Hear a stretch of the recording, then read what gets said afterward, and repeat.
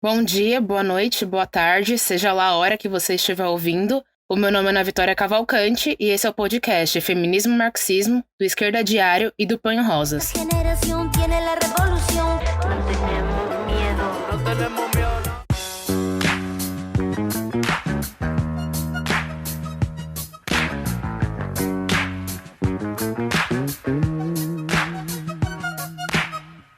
Novata guerrilheira portenha que se eleva como faísca elétrica entre as multidões. Carmela Héria empunha com seu braço de atleta o machado da luz para derrubar montanhas de sombras que obscurecem a mente humana. Já dizia Luiz Recabarren, revolucionário chileno, sobre Carmela Héria, lutadora rebelde, que vamos analisar aqui hoje no podcast Feminismo e Marxismo especial Lutadoras. Como artigo de apoio para esse episódio, a gente usou o capítulo sobre a Carmela Héria do livro Lutadoras, Histórias de Mulheres que Fizeram História.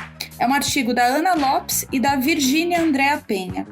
Bom, eu aproveito também para dizer que em todos os episódios a gente publica uma nota de referência com tudo que a gente citar aqui. Essa nota está sempre no Esquerda Diário para vocês acompanharem. E para reforçar, gente, a gente está também com uma promoção nas edições Iskra para os ouvintes. É só entrar no site da Iskra, www.iskra.com.br, Iskra com K, e inserir o código MULHERES15, tudo maiúsculo, sem espaço, que você ganha um desconto de 15% em qualquer compra. E eu também já queria deixar aqui algumas dicas, né, para vocês. Primeiro, esse livro, né, o Lutadoras, que a gente, enfim, utiliza bastante aqui no nosso podcast.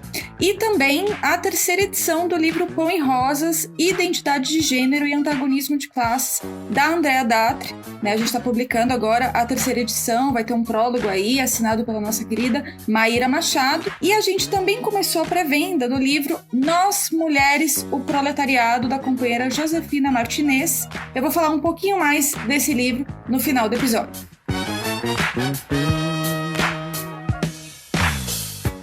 E hoje temos o prazer de receber no nosso podcast a Ana Vitória, que é estudante de Ciências Sociais da Unicamp. Dá um oi pra gente, Ana Vi. Oi, pessoal. E também a Tati Lima, professora da Rede Estadual de São Paulo. Dá um oi pra gente, Tati. Oi, gente. Bora lá então, gente. Esse episódio calhou de cair bem num momento interessante pra gente resgatar os fios de continuidade da tradição de luta do movimento operário chileno. Tá todo mundo acompanhando aí as eleições no Chile agora, o avanço da extrema-direita de um lado e do outro lado representações da chamada esquerda neorreformista, que justamente abriu espaço para essa direita ao pactuar com o regime a sustentação do governo Piñera durante a rebelião de 2019. Eu vou falar um pouquinho mais disso, mas eu já queria deixar indicado aqui, para aprofundar nesse tema, para todos escutarem o último episódio do nosso podcast irmão, o podcast Espectro do Comunismo. Tem uma entrevista do André Barbieri com o Pablo Torres, direto do Chile, que é muito bom, indico para todas e todos. Bom, então hoje a ideia é a gente começar por um contexto histórico do Chile, no começo do século XX, abordar a biografia da Carmela, afinal, quem foi Carmela Héria, né? Enfim, uma figura também escondida e apagada pelos livros de histórias oficiais. Conheceu o jornal Alvorada, que a gente vai falar um pouco também, o surgimento das primeiras organizações operárias femininas no Chile, e entender a relação entre essa tradição do começo do século passado com o que foram os famosos cordões industriais chilenos na década de 70. E vamos tentar puxar um pouco também para as lições para os dias de hoje. Então vamos lá, começando aí com a Tati Lima. Nos contextualize esse efervescente início de século para essa classe operária com cheiro de pólvora. Sim, Di, muito efervescente. E é bem marcante nas leituras sobre a história do Chile e mesmo nos processos de luta, né, que a gente conseguiu acompanhar recentemente, o tanto que a classe operária, a juventude e o povo mapuche são combativos. E é muito importante a gente ter em mente, né, que esse período mais contemporâneo que a gente vai falar aqui, que já é depois da independência chilena, ele foi precedido por quase 3 séculos de colonização europeia, onde a resistência muito heróica dos mapuches em defesa dos seus territórios e da sua autodeterminação quase exterminou a presença opressora dos espanhóis, né? Numa série de levantes que eles fizeram. Sempre muito combativos aí, desde esse primeiro momento aí da colonização. E essas são, sem dúvidas, as raízes da combatividade do que a gente vê no que veio a ser a classe trabalhadora chilena depois, né? E ela se formou, então, aí no finalzinho do século XIX, no começo do século XX. Foi quando ela começou, né, a se consolidar. Primeiro, através ali do domínio do imperialismo inglês e depois do estadunidense.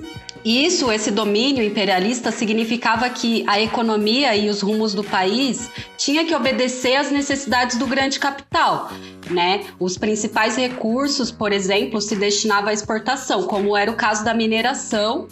Ali nesse começo do século ainda era o salitre, né? E depois da crise dos anos 20 no mundo foi o cobre, né, que passou a ser esse principal produto de exportação e até hoje é o principal produto ali do Chile e coloca ele na ponta do ranking mundial, né, o primeiro produtor mundial. E essa exploração imperialista contou com a cumplicidade das classes dominantes chilenas. Elas moldaram todas as suas instituições e as forças armadas numa violência muito brutal também contra as massas. E não deixa de ser impressionante o quanto que as elites chilenas de ontem e de hoje são sanguinárias. Aliás, né, a gente vê assim na história o quanto essa foi a marca desse começo do século XX ali. Tinha uma luta de classes muito aguda e tiveram verdadeiras chacinas, né, contra as greves e as ações de organização da classe trabalhadora, que naquele momento, né, junto com a maioria da população, passava por uma enorme crise social.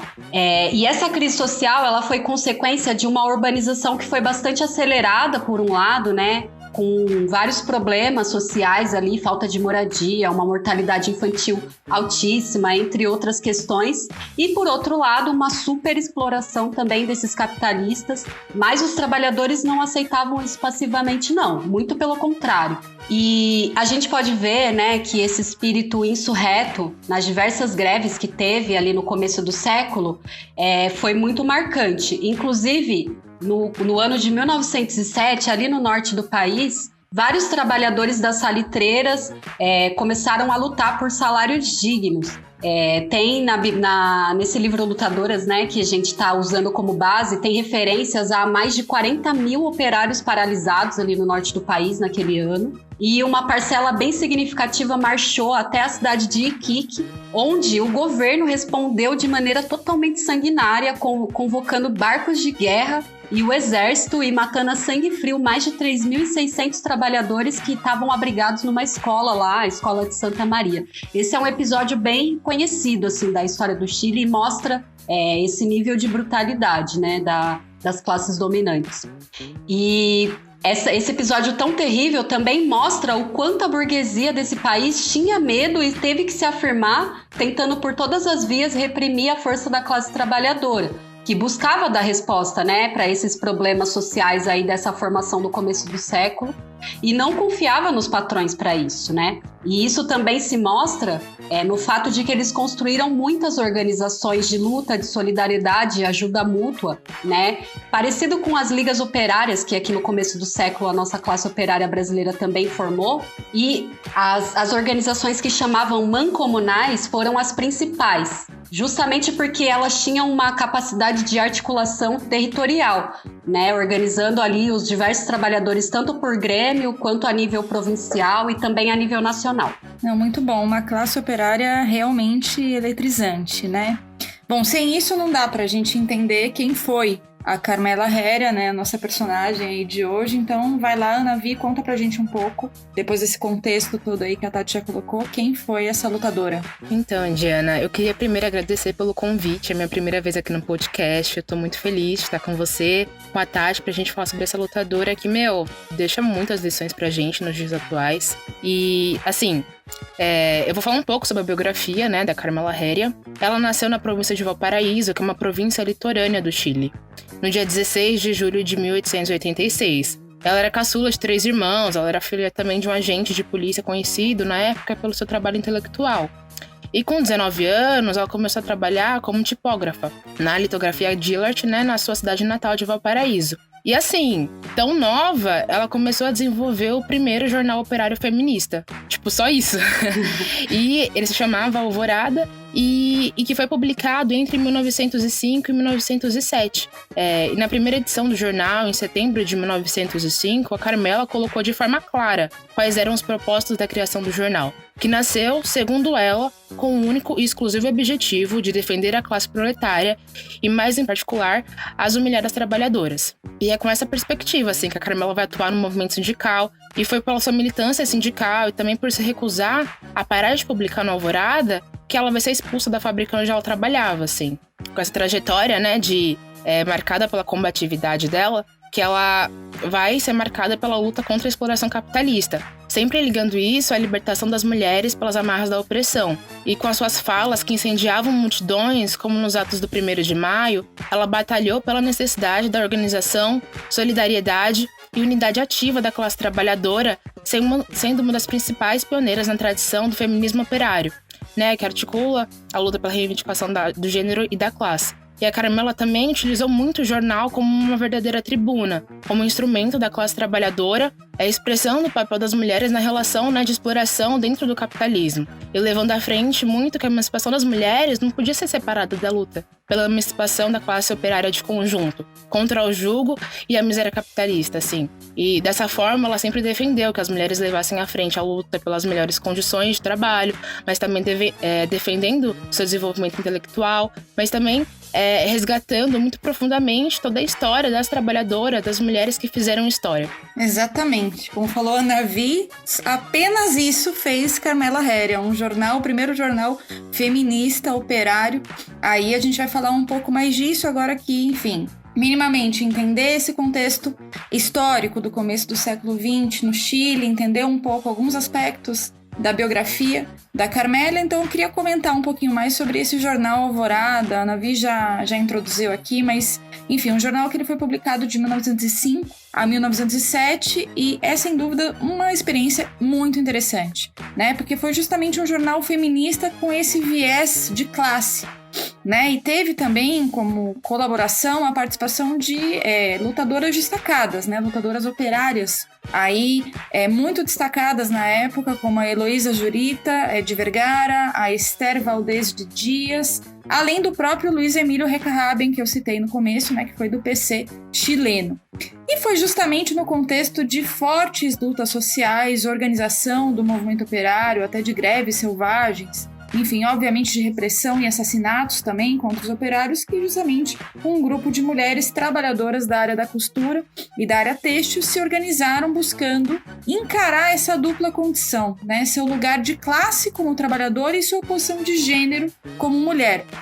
Então, por isso, né, nas páginas desse jornal Alvorada tinha muitas denúncias contra a exploração social, os salários baixos, a miséria, mas também falava da situação que viviam as mulheres, né? A desigualdade, a opressão, a falta de direitos, né? Então toda essa perspectiva feminista, ela aparecia como denúncia das condições de vida das mulheres, mas também como uma tentativa de pensar como transformar essa situação, né? Não eram somente denúncias para falar, bom, a nossa situação é essa, etc., mas também tentar pensar as vias, né, de transformação, como se organizar, etc.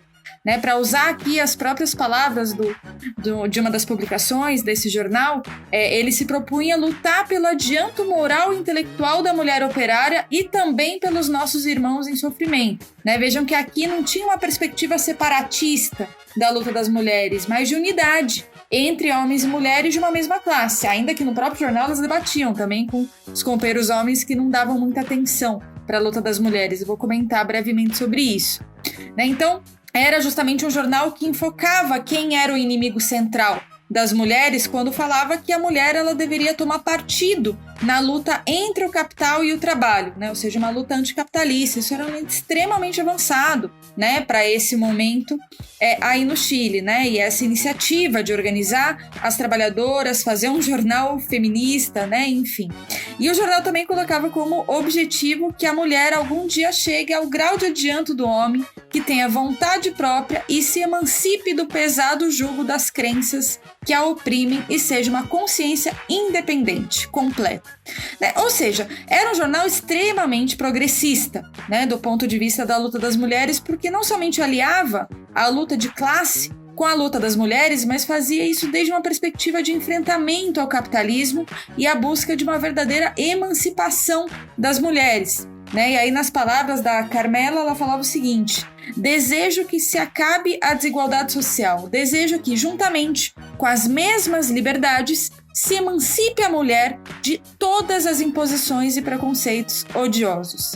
Quando as filhas do povo se encontrem livres por completo, sem preocupações, então caminharão prontas e serenas, protegidas pelas suas próprias energias intelectuais para conquistar aqueles direitos que até hoje têm sido monopólio exclusivo do homem. Isso falou Carmela Herrer. Então, por isso, esse jornal Alvorada, ele também fazia questão de se denominar um jornal feminista dentro da classe operária. Não era um feminismo em geral, era dentro da classe operária. E aí, né, para retomar o que eu tinha comentado antes, inclusive criticando alguns dos companheiros de luta, né, ali do movimento operário, que muitas vezes eram indiferentes às demandas das mulheres, né? E por isso também o jornal tinha críticas fortes sobre as relações entre homens e mulheres, né? O jornal dizia que a mulher muitas vezes era vista como o móvel obrigado do lar, a escrava disposta a obedecer, se humilhando, né? Ou seja, mostrando esse lugar que o patriarcado quer colocar as mulheres, né? Então, esse jornal, ele inaugura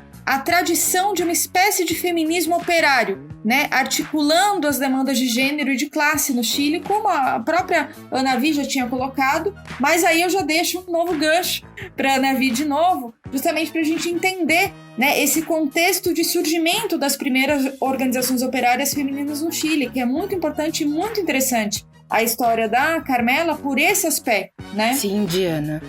O jornal Alvorada, ele foi um grande instrumento das mulheres da classe trabalhadora em um Chile que estava pegando fogo, em um momento de efervescência da luta de classes, como a própria Tati colocou aqui antes pra gente. E assim, importante colocar que antes desse período, em meados dos anos de 1800, já havia uma importante força de trabalho feminina, né? Que estava concentrada, sobretudo, nas atividades como lavanderia, costura e trabalho doméstico, que também era bem forte. E no final do século XIX, assim, né, no final de 1800, as mulheres começaram a entrar no setor fabril, que se expandia cada vez mais. E, assim, a exploração do trabalho feminino era ainda mais profunda, porque, tipo, além na indústria têxtil, né, de confecção, o ramo que mais tinha força de trabalho feminina, os salários eram de 30% a 60% menores do que os dos homens, as operárias, elas também não tinham representação, né, das organizações de artesãos e operários que já existiam. Mas assim, essas organizações, elas não tinham uma posição, né, tipo, de rechaçar explicitamente a incorporação das mulheres trabalhadoras. Porque assim, como que você vai fazer isso, sendo que as mulheres já eram parte expressiva da classe trabalhadora? Então, dessa forma, eles tinham uma posição que era mais de esquecimento. E se estima-se, assim, que até 1910, as mulheres já eram 23% da mão de obra industrial, o que é até que bastante coisa, assim.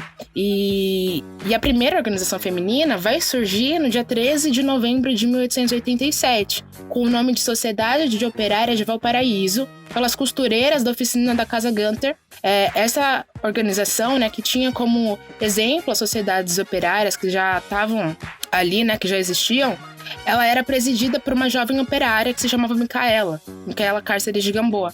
E nesse momento, assim, a igreja se apavora completamente com a notícia de uma organização de mulheres operárias e que, sobretudo, era uma organização que proibia uma discussão sobre questão religiosa dentro do seu interior, né? Então a gente tá falando de uma organização operária feminina, laica desde o seu início, assim, que rompe, né, qualquer laço que pode haver com a igreja. E eu acho que isso é muito forte, né?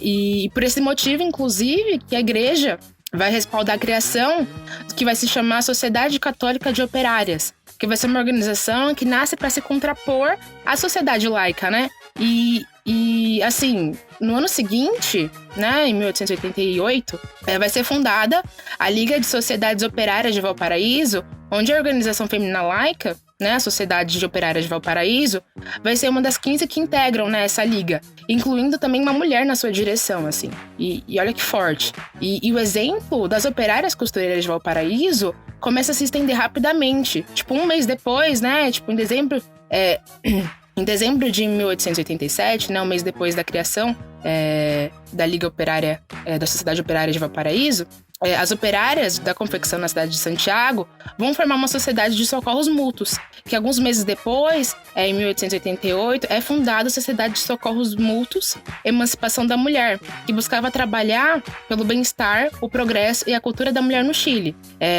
A organização, essa organização, que tempos depois vai mudar o seu nome para a Sociedade de Proteção da Mulher, teve como uma das suas principais dirigentes a Juana Roldán Escobar, uma outra grande figura da classe trabalhadora chilena. E assim, ela foi uma grande lutadora pelos direitos das mulheres, dos trabalhadores. Ela participou da formação de inúmeras sociedades, de confederações, sempre estimulando muito a participação das operárias, a sua educação e a defesa dos seus direitos, assim. E desse período em diante, em diferentes pontos do país, vão se estabelecendo organizações operárias femininas que vão se formando conjuntamente com as organizações da classe operária, assim. E esse aspecto é muito fundamental, porque une problemas mais gerais da classe operária com as demandas das mulheres, né? Nossa, realmente muito interessante, né? Esse desenvolvimento todo aí das demandas das mulheres, e esse jornal da Carmela, realmente muito interessante. E é realmente muito forte, né? Essa tradição de luta que a classe trabalhadora chilena tem, né, nesse começo do século. Apesar do refluxo, né, que acabou tendo depois da repressão brutal ali nas primeiras décadas do século XX, mas a gente vê que é algo que está no DNA dessa classe trabalhadora, né? Tanto que no ascenso dos anos 70 ali, né, teve uma combatividade muito forte também, ainda mais potente se a gente for pensar, né, do ponto de vista do quanto essa organização dos trabalhadores conseguiu alcançar, que foi quando eles criaram os cordões industriais, né, as organizações operárias ali que levou esse nome. Inclusive, tem um documentário que é muito reconhecido e foi bastante premiado aí, acho que está entre os melhores documentários da América Latina e tal, sobre o golpe de Estado no Chile, de 11 de setembro de 1973, do diretor chileno Patricio Guzmán, que chama A Batalha do Chile, né? Tem 3 partes e tem muitos dados sobre esse período aí dos 70, né? O pré e o pós ali golpe, e vale muito a pena assistir. Inclusive, na terceira parte, né, do documentário, fala justamente do levante popular que teve ali e mostra o desenvolvimento dos cordões industriais, que também eram organizações territoriais ali, semelhantes, né, àquelas que foram formadas no começo do século XX. Mas ali os trabalhadores estavam organizados a partir das fábricas, né? Eram dezenas de fábricas e empresas onde eles se agrupavam, coordenavam e unificavam as suas lutas aí através desses cordões. E esses organismos, né, eles surgiram no começo de 1972, principalmente ali na região de Cerrillos e Maipú, na cidade de Santiago, a partir de alguns conflitos trabalhistas. Mas, aos poucos, as demandas foram deixando de ser só econômicas, né, só ligadas ao trabalho, e começaram a se ligar com o próprio plano de estatização de algumas empresas estratégicas que o governo do Allende estava tentando impulsionar naquele período. E a força dessas articulações era justamente porque queria ir além da estatização, né? Reconhecia que as empresas tinham que ser estatizadas, mas eles queriam que as empresas estivessem sob o controle dos próprios trabalhadores. A mediados de octubre, la capacidad de organización de los trabajadores supera todas las expectativas. Los obreros logran mantener una producción relativamente normal, utilizando al máximo los stocks de reserva. Las industrias consiguen crear entre sí un sistema real de intercambio de recursos. En la práctica, empiezan a gestarse los llamados cordones industriales. E foi mais ou menos ali a partir de outubro que esses cordões começaram a se expandir por todo o território do Chile, justamente porque os patrões começaram a fazer lockout, né, que é quando eles paralisam de propósito a produção. Mas os trabalhadores queriam impedir esse boicote patronal e queriam manter a produção e o abastecimento funcionando, e foi isso que eles fizeram. E também é muito interessante ver que, apesar deles verem o governo do Allende como o seu governo, né, os trabalhadores conseguiram ir muito além do próprio governo e até mesmo da CUT, né, que já era uma central sindical importante ali. Por que eles foram além? Porque eles se auto-organizaram ali nos cordões e conseguiram de fato controlar a produção e chegaram até a organizar o próprio transporte e o comércio. Imagina, muito forte, se aliando ali com os camponeses, com os estudantes e com a população pobre. né? E essa era uma mostra muito forte da capacidade da classe trabalhadora chilena para conduzir a vida social, e era uma ação inédita, né, até então. Por quê? Porque não depositava toda a sua confiança nos limites que tinha o regime político. Inclusive, regime esse que naquela altura tinha o próprio Allende tentando chegar em acordos com a democracia cristã, né, que era a principal oposição ali parlamentar ao seu governo, inclusive com o Allende nesse momento tentando levar à frente um plano para desocupar as fábricas e as empresas que estavam nas mãos dos trabalhadores, né, pelos cordões, e resistindo contra o pedido dos próprios trabalhadores, uma carta que é pública, né, de que o presidente devia armar ali a classe trabalhadora. Por que armar? Para resistir a esse levante que estava tendo, inclusive de setores patronais e protofascistas ali, que atacavam, né, esses trabalhadores que se organizavam, porque existia um grande medo ali da burguesia chilena, né, desses trabalhadores que estavam controlando ali não só o seu trabalho, mas vários aspectos da vida mesmo social. E os trabalhadores pediam que fossem armados para impedir, inclusive, que se gerasse uma guerra civil e um massacre, né, das forças armadas ali contra a maioria da população.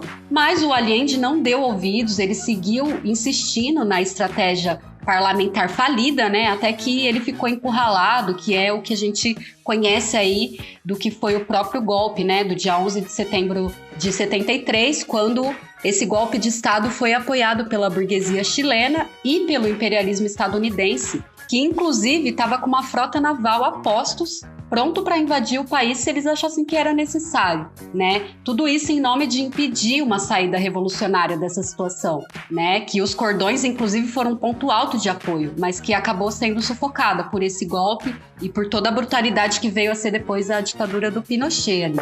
Sim, Tati. Na realidade, né, conectar esse um século de luta operária no Chile faz todo sentido, né? Porque hoje aqui a gente está abordando essa vertente feminina da classe operária chilena, né, que se organizava com seu jornal Alvorada, mas já vinha de primeiras organizações operárias femininas. Mas a realidade é que essa classe trabalhadora com cheiro de pólvora, né, como diziam, com cheiro de combate, deu muitos exemplos de luta, né? Os cordões industriais são um forte exemplo dessa ideia de auto-organização profunda. E eu acho que as lições que a Carmela deixa são de uma unidade muito potente entre homens e mulheres, sempre encarando a luta das mulheres como um enfrentamento ao capitalismo e não aos homens em geral, e, portanto, a auto-organização dos trabalhadores como um elemento fundamental, né? Eu acho que esse princípio de independência de classe é um grande legado deixado pela Carmela junto à classe operária chilena, né? Uma tradição que se construía de forma combativa também em oposição a uma política de reformas, né? De meras reformas. E isso explodiu com força através do que foram os cordões industriais, todo o exemplo que a Tati trouxe aqui da década de 1970, né, quando ocorre o golpe de Estado para esmagar a luta operária, né, como uma reação a esse processo de organização profunda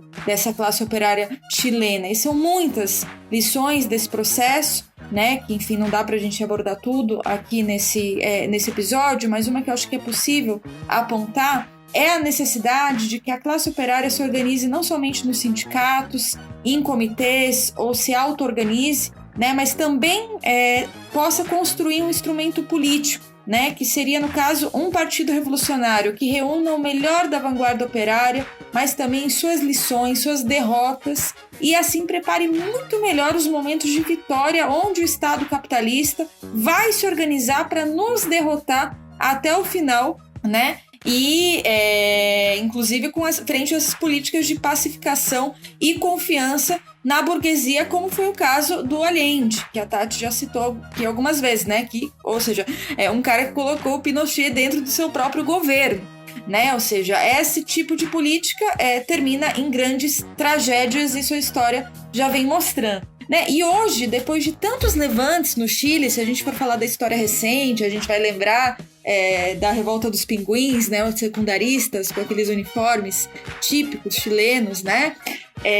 Também a luta em 2011, né? As grandes paralisações nacionais, chegou a ter uma paralisação nacional com mais de 500 mil pessoas nas ruas. Eu estava lá, inclusive, com meus companheiros do PTR, o partido dos trabalhadores revolucionários do Chile, né? Eu estava ali participando dessas mobilizações em solidariedade também, foi uma experiência incrível também ver essa classe operária em ação. E agora, mais recentemente, em 2019, a gente viu a rebelião chilena nas ruas, né? Aquelas imagens que marcaram o imaginário dessa nova geração, inclusive, né, trazendo a luta de classes à tona, e a gente também esteve lá atuando com os nossos companheiros do PTR, inclusive especialmente em Antofagasta, com uma política de resgate dessa auto-organização profunda da classe operária chilena. A gente impulsionou aí o Comitê de Emergência e Resguardo, que foi um importante embrião de fortalecimento dessa auto-organização, de unidade de vários setores, de várias categorias aí em Antofagasta, e que foi uma experiência que ia na contramão das tentativas de desvio, cooptação, enfim. Isso tudo mostra, né? Todos esses processos de luta nos últimos anos também mostram justamente essa tradição extremamente combativa de luta, né? Mas justamente uma tradição que não pode ficar somente na revolta, né? Na rebelião, digamos assim. Uma rebelião que pode ser muitas vezes muito combativa, mas também sem programa, sem estratégia e com direções conciliadoras que muitas vezes acabam conduzindo essa energia de luta da classe trabalhadora, das massas, da juventude, né, para derrotas, né? Então a gente também precisa de um programa e de uma direção firme, né, para ultrapassar a revolta e avançar para essa ideia diretamente e abertamente de revolução, né? Ainda mais diante do avanço da extrema-direita que a gente viu nos últimos anos e volta a ver também esse ano, inclusive, especialmente no Chile, né? Então, revoltas como essa no Chile, elas mostram que não seria linear e sem resposta o avanço da extrema-direita mundialmente e colocam condições mais favoráveis para o surgimento de alternativas que sejam abertamente de independência de classe e revolucionárias, né? Se a gente vai, inclusive, para além do senso comum de somente comemorar as revoltas espontâneas, sem tirar lições para poder avançar, né? Resgatar, inclusive, toda essa trajetória, essa história de luta, essa combatividade da classe operária chilena tem a ver também com tirar lições do quanto as direções, muitas vezes burocráticas, desviaram essa combatividade, né? O Lenin, inclusive, apontava no clássico livro Que Fazer a definição de que o elemento espontâneo, né, da classe operária é a forma embrionária do consciente. Inclusive, quanto mais poderosa for uma explosão espontânea das massas, mais se torna fundamental desenvolver os elementos conscientes, né? Ou seja, os organismos de auto-organização das massas e também a construção de um partido revolucionário, né? Que são ferramentas essenciais para avançar de revoltas, rebeliões, diretamente para processos revolucionários,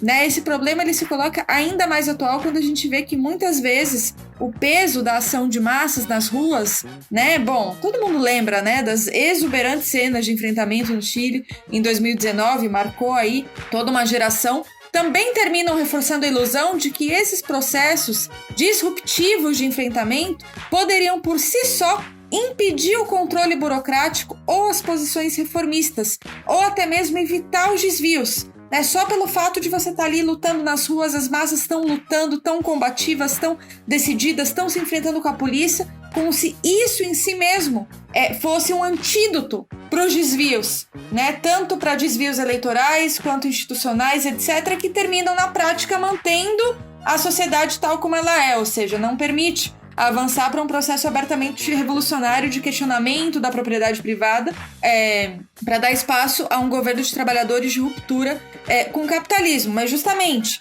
né, na realidade a história mostra que é plenamente possível isso acontecer. Ou seja, essa combatividade acontecer nas ruas, com as massas à frente, mas as direções cumpriram um papel de retrocesso, né? E essa ilusão ela contribui para que as revoltas não superem os limites do regime burguês e permite que as direções reformistas, conciliadoras e burocráticas contenham a luta e impeçam o avanço consciente desses processos, com a classe trabalhadora entrando em cena com seus métodos históricos e seu programa. Única forma de que aconteça justamente o que as burocracias mais temem: a hegemonia operária, ou seja, a classe operária dirigindo e acaudilhando o conjunto dos setores oprimidos e explorados. Né? Isso não é um detalhe, por exemplo, quando agora no Brasil muitos setores da esquerda alimentam a ilusão de que com a Convenção Constituinte no Chile, né, que, enfim, acabou de acontecer todo esse processo como resposta, né, à rebelião de 2019,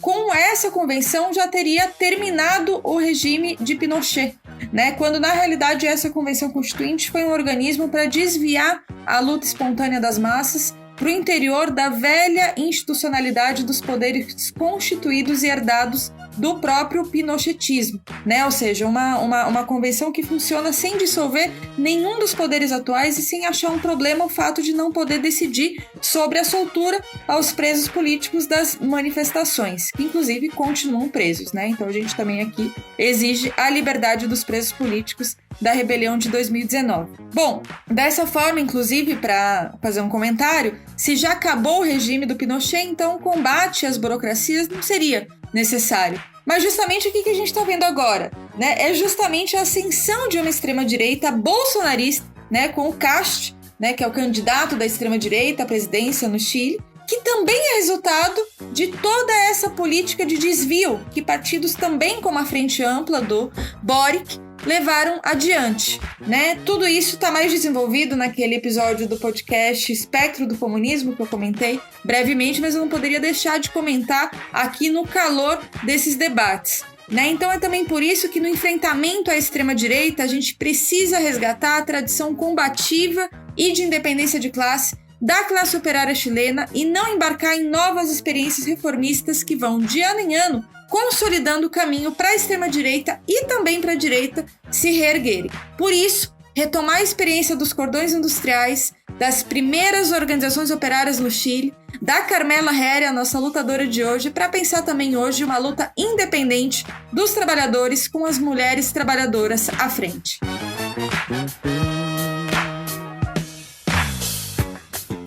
Que mergulho maravilhoso na classe operária feminina chilena que faz tremer a cordilheira. Grande episódio. Eu queria agradecer às companheiras Ana Vi e Tati Lima que contribuíram muito com essa discussão. Obrigada, meninas. Obrigada, gente. Foi ótimo. Ai, adorei. Incrível. Muito bom ter vocês aqui. Bom, gente, para finalizar, eu queria falar um pouco mais sobre uma novidade interessante que eu citei lá no comecinho do episódio, que a gente vai lançar pelas edições Iskra, o livro Nós, Mulheres, o Proletariado, tem tudo a ver com o tema de hoje, inclusive.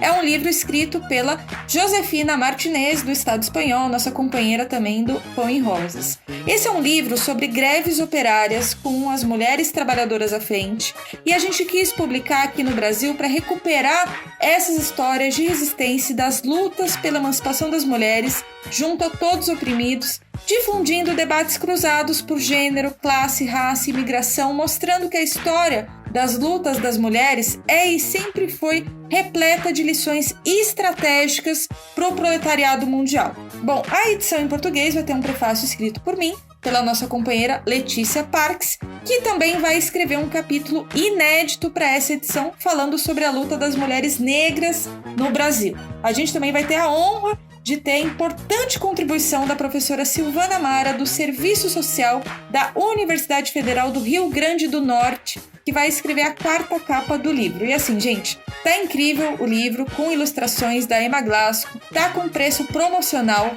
e também, para apoiar esse projeto, a gente está pedindo a contribuição de todo mundo que se interessa pelo tema, que apoia o grupo de Mulheres Pão e Rosas, que ouve toda semana o nosso podcast Feminismo e Marxismo, para a gente conseguir atingir a meta de R$10 mil para imprimir e distribuir por todo o país. O link para você poder contribuir com esse projeto é www.catarse.me/Nós Mulheres o Proletariado. Bom, isso tudo vai estar no Esquerdo Diário também, mas eu já indico aqui. Lá vai ter marca-página ilustrado, pôster, sacola de pano, enfim, um monte de coisa além do próprio livro, para vocês poderem já adquirir nessa pré-venda. Bom, gente, esse foi o podcast Feminismo e Marxismo. Direção-geral de Ana Assunção, que vos fala, e Maíra Machado. Produção de Rafaela Lafraia e Amanda Cinti. Imagens de Amanda Cinti. Divulgação Rafaela Lafraia. E edição do nosso querido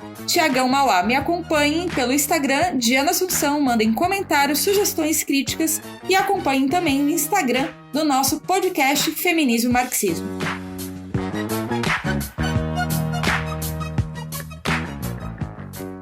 A mulher deve formar parte na violenta luta entre o capital e o trabalho, como já dizia Carmela no jornal A Alvorada em 1905. Até a próxima, gente. Curtam e compartilhem.